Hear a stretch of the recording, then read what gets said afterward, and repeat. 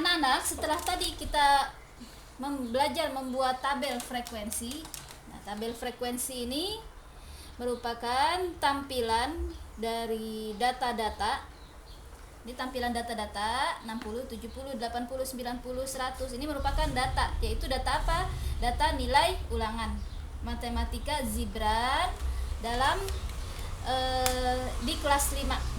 Jadi seharusnya di sini judulnya diperjelas lagi, daftar nilai ulangan matematika Zibran di kelas 5. Seperti itu. Jadi tabel frekuensi ini anak-anak merupakan suatu tabel yang memuat informasi tentang data-data tertentu. Dalam hal ini kalau di sini dicontohkan nilai ulangan dan juga memuat frekuensi.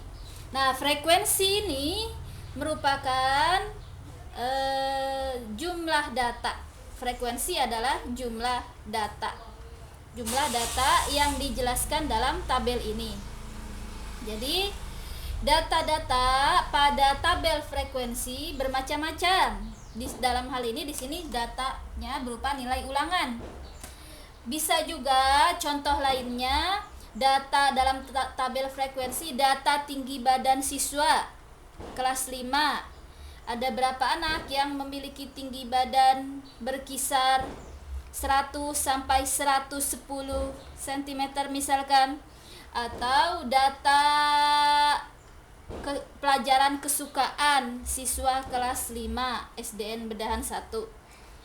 Misalkan siswa yang menyukai pelajaran matematika ada berapa anak, siswa yang paling menyukai pelajaran bahasa Indonesia ada berapa anak. Dalam hal ini di sini datanya berupa nilai ulangan. Kemudian frekuensi merupakan banyaknya data, banyaknya tiap data yang diketahui atau yang diperoleh atau data yang ditampakkan.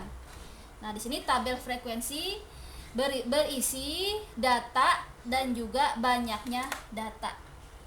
Dengan membuat tabel frekuensi lebih jelas, kalian dapat memahami dan membaca data itu sendiri sehingga lebih mudah menafsirkan dan selanjutnya dapat mengolahnya dan mengartikan data tersebut. Setelah kalian buat tabel frekuensi, kalian dapat membuat diagram. Diagram, dalam hal ini kalian akan belajar membuat diagram batang. Ini adalah tampilan diagram batang anak-anak. Ini merupakan tampilan diagram batang. Ada bermacam-macam jenis diagram. Ada diagram batang, diagram lingkaran, diagram garis. Dalam hal ini kalian belajar tentang diagram batang. Jangan lupa kalian tulis judul diagram tersebut supaya jelas diagram tersebut, diagram batang yang kalian buat membahas tentang apa. Di sini kalian buat judulnya, kalian tuliskan. Judul di sini harus tertulis secara jelas. Data ini atau diagram ini menampilkan apa? Jelas dan dapat dipahami. Judulnya tidak merupakan hal yang tidak dapat dipahami, tapi judulnya merupakan hal yang jelas. Ini adalah data apa? Contoh di sini, diagram nilai ulangan matematika kelas 5 Zibran. Diagram nilai ulangan matematika kelas 5 Zibran. Jadi maksudnya di sini diagram nilai ulangan yang diperoleh Zibran selama di kelas 5. Tapi kalau judul yang dituliskan Ibu di sini daftar nilai ulangan matematika Zibran, ini masih belum lengkap sebetulnya. Harusnya lebih lengkap lagi, daftar nilai ulangan matematika Zibran di kelas 5. Baru di sini lebih lengkap. Ya. Nah, selanjutnya kita dapat buat di sini.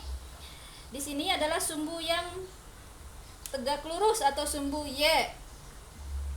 Kemudian di sini adalah sumbu yang mendatar atau sumbu X.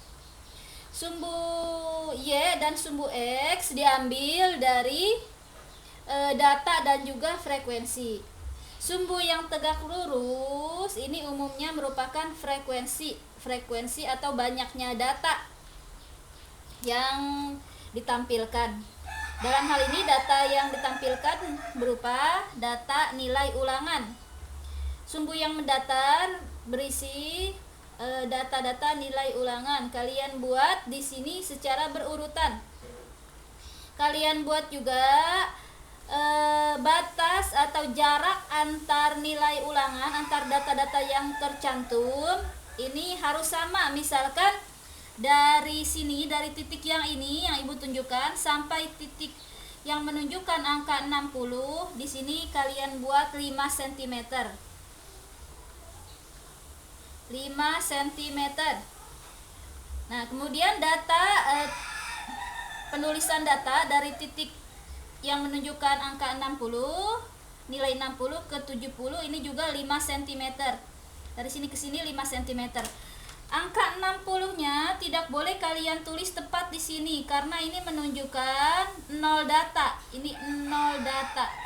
Jadi kalian buat di sini 60, 70, 80, 90 dan seterusnya. 100. Ini juga 5 cm.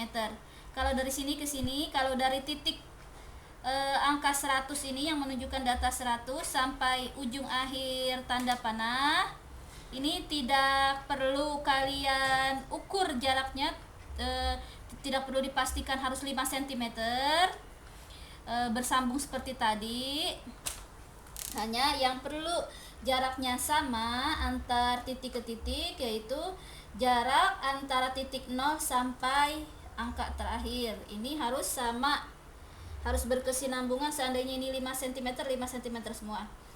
Angka atau data 60 dimulai dari titik yang ini, tidak boleh dimulai dari ujung pertemuan antara sumbu mendatar dan juga sumbu yang tegak lurus. Tidak boleh di sini, tidak boleh pertemuan antara sumbu yang mendatar, garis mendatar ini dan sumbu yang tegak lurus. Tidak boleh di sini angka 60-nya, tapi adanya di sini.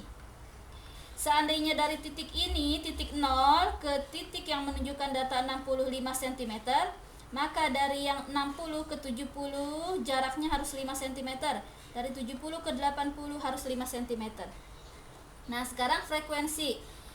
Angka-angka yang menunjukkan frekuensi dari titik 0 ke titik 1 di sini ada berapa saja? Kalau tadi ini nilai ulangannya 60, 70, 80, 90, 100, kita ambil dari sini. 60, 70, 80, 90, 100. Ini adalah data nilai ulangan. Tentunya kita ambil dari tabel frekuensi yang menampilkan data-data yang ditampilkan berupa data nilai ulangan. Selanjutnya, untuk yang tegak lurus, ada berapa angka-angkanya? Kalian perhatikan frekuensi-frekuensi pada setiap data ini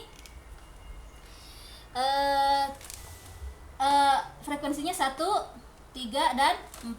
Berarti kita buat saja dari angka 1 sampai 4. Kalian dapat buat kelipatannya, tapi di sini Ibu buat berdasarkan urutannya 0, 1, 2, 3, 4. Jadi itu anak-anak.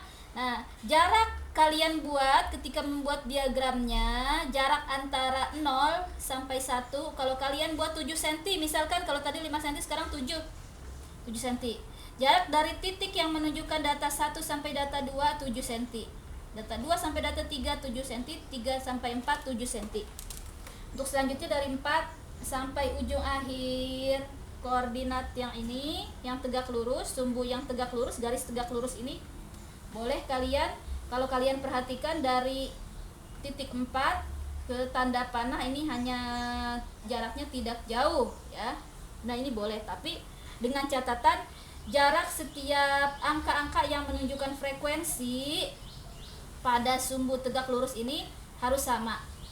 Kemudian kalau seandainya dari 0 rentangnya ini 1, 0 ke 1. Yang selanjutnya harus penjumlahan dari angka ini 0, 1, 2, 3, 4. Seperti itu anak-anak. Seandainya misalkan di sini kalian buat angka 2. Kalau di sini angka 2, 0 langsung di sini 2 seumpama. Di sini kalian harus buat penjumlahan dari 2. 0, 2. Lalu di sini 4, 6, 2 tambah 2 4, 4 tambah 2 6, 6 ditambah 2 8. Harus sama rentang antar tiap frekuensi pada sumbu diagram yang kalian buat. Pada sumbu-sumbu dalam diagram yang kalian buat. Di sini tadi kita hanya 1, 2, 3, 4. Misalkan di sini anak-anak kalian mau buat 3.